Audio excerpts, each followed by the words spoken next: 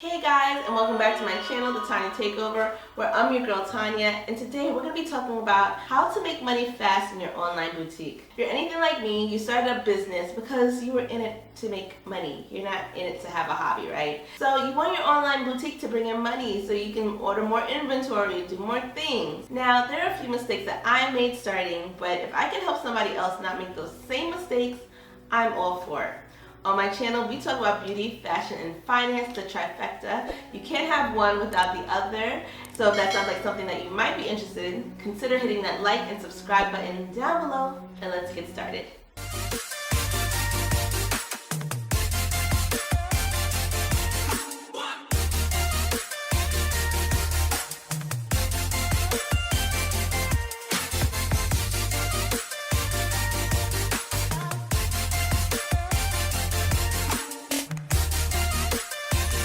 Okay guys, so I don't care what anybody tells me, having an online boutique is hard, okay? Yes, you see all of these TikToks. TikTok blew up my business in 10 days, and YouTube videos, how to start making money in 30 days, and I went viral and all my business sold out. And although this does happen for some people, the rest of us humans, it's gonna take a lot more work, okay?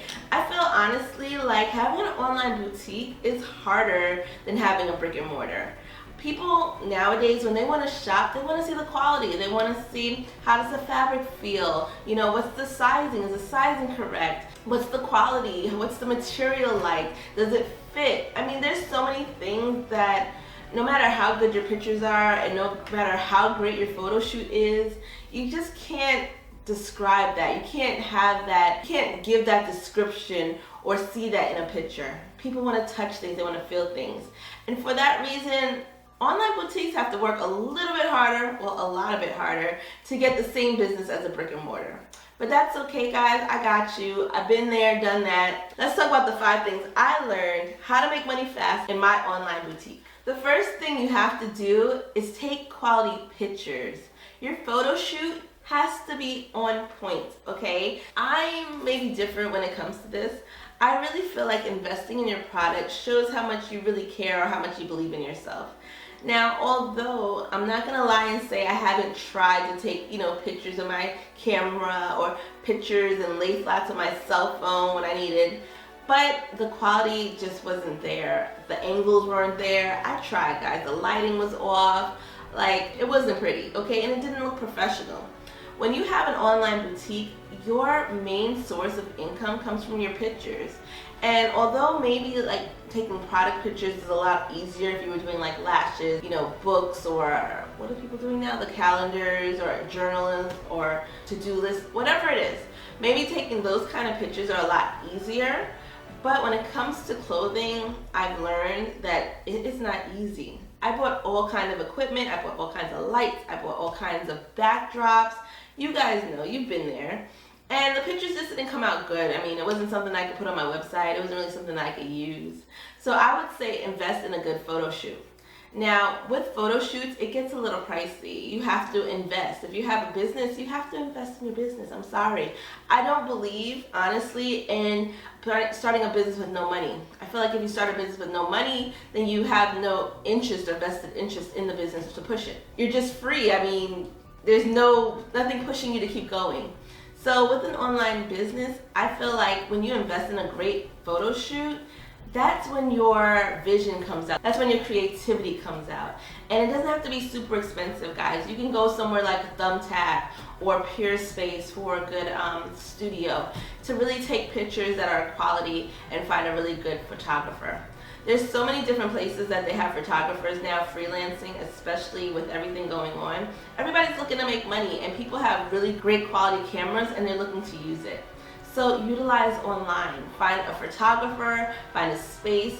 You don't even have to rent a studio at this point. Sometimes the best pictures are outside pictures. You go into like a nice alleyway in the city, find a nice, background of the city skyline, and you take your pictures. You go behind a blank wall and you take your pictures. Now, When you invest this kind of money into a photo shoot, your quality is going to speak for itself. Your website will be more professional looking. People are going to take you seriously. And I'm the kind of person that if I'm putting money or anything into it, I'm going to price my products accordingly. So don't be afraid to nudge up your prices to make up for your photo shoot. Remember, you're in this to make money. You're in this business to make a profit. You're not here for a hobby, and you're not here to give donations, okay? You're here to make a profit, make a living, because nobody wants to go back to that 9 to 5. We're trying to quit that, okay? So we have to put money into our business. And starting with a great photo shoot is key. Now that you have your pictures, the next thing I would definitely say to do is to know where your customers are. Are they on Facebook? Are they on TikTok? Are they parents looking for clothes for their kids? You have to find out where your audience is. When you find out where your audience is, you'll know how to market to them. You'll know exactly who they are, what they want, and what their pain points are. Maybe if you're doing a lash boutique and you need people who are, business women, and they can't go out with these lashes that are out to here. They need sensible lashes. They need something that they can wear every day, something reusable, something easy to put on. These are the people that you're marketing to. For my instance, I have an online children's boutique. So my pain points or my customers are parents who are looking for clothes that they can, recycle or hand down to the next child. My clothes are edgy, trendy, but not too on trend, so that they can wear it the next season and the season after that and still be in style. Those are the things that people are looking for. They want you to solve their problem. Once you solve a problem, you're going to find your customers are going to come running to you. Not only are you affordable, not only are you, fast shipping, but your customers know that you have quality things, and that starts with knowing where they are, where they're located. So don't be afraid to spend the money. I'm sorry, guys, you're going to have to spend money on ads. But with ads like Facebook or Instagram, you can choose how much you're willing to spend. It doesn't have to be $50 a day. It doesn't even have to be $100 a day. It can be something as little as $5 a day, $10 a day. It really doesn't make a difference. It just shows how much towards your audience you're marketing to. Next thing, honestly, is to look at the location. When you are going towards the location of your business, of your customers, look for people who are in the working class, who need these kind of things. Along with finding where your customers are and their pain points, know exactly what location you're going towards. Now, if you're selling bathing suits, I would go towards warmer climates, maybe LA, Florida, things where people need bathing suits longer into the year. If I were doing kids' clothes, I'm going to look towards working class, people who have young children in daycare maybe that need outfits that are sustainable and doesn't have, rips in the knees at the end of the day, like things that last. If I was doing a women's boutique, I would do towards women, where are women with careers located. Things like that make all the difference. Just don't go setting your location blindly and saying, I want this in Michigan or I want this in Atlanta. Pick a specific area where people are working and getting it, so that you know exactly, first of all, that your customer can afford your product and that they're willing to spend. Once you figure this out, guys, your business is going to start making money like that. Next thing I would say to do is to utilize pop-up shops. Now, when you think of a pop-up shop, I think of a women's seminar or an area where small businesses are pushing their product, letting people know about their product. Guys, pop-up shops are key. Pop-up shops, I feel like, are the most important, honestly, because it's like having a business, a brick and mortar, without paying the rent. Right? You're going to pay a little bit of something to have your little booth rental for the day, but the amount of money that you can be making for the day is probably going to more than equal what you were making in sales online. You have to get your name out there, guys. So look up local pop-up shops in your area. Especially now around the holidays, pop-up shops are key. People are shopping for Christmas. People are putting things away, getting things ready for, the holidays, and they're looking to shop.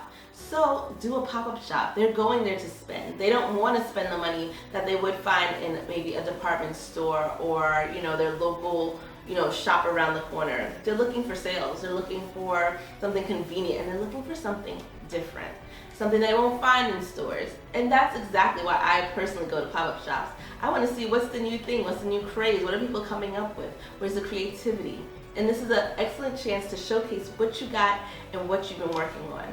So look up local pop-up shops in your area and start putting your line out there, start putting your product out there. When you start to do the pop-up shop, also make sure that you're networking with the person who's running it, local vendors that are there. It's because you don't know, maybe they have the inside track on the next pop-up shop that might be great, or a better pop-up shop.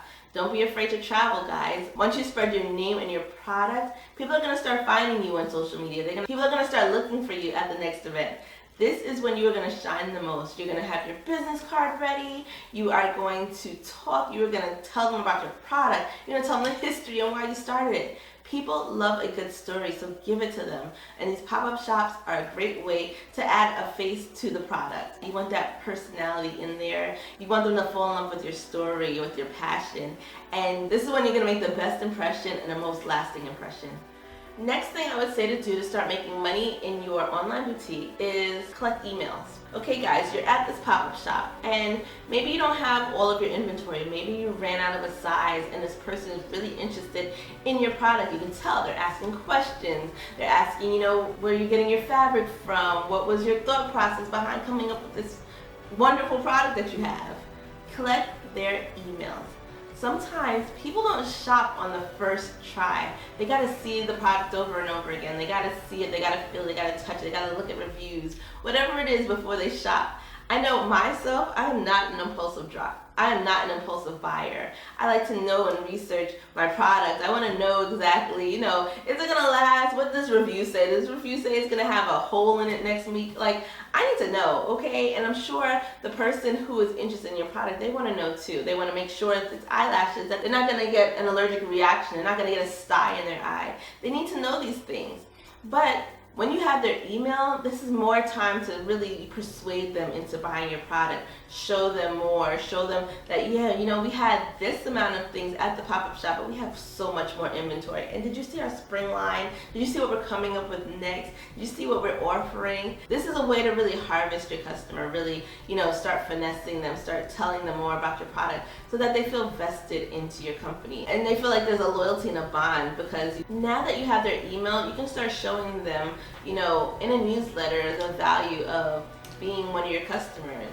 Maybe you're going to show them, the value of washing your eyelashes weekly, or how to make your clothes last, what fabric to use on your product. Things like that, they start feeling like they know your product and they start talking about your product, and before you know it, in a conversation, they're telling somebody else about your product. But this all starts with an email. Once you have that email, you can really start to nurture the relationship. And business, especially online business, is all about relationships. They want to see and feel vested into your company, and the best way to do that is via email. What I've seen done at pop-up shops is that people will have little clipboards where you'll put your email, your date of birth, or something. And how nice would it be if the people who gave you their email got a nice little happy birthday invitation with 10% off your product, okay?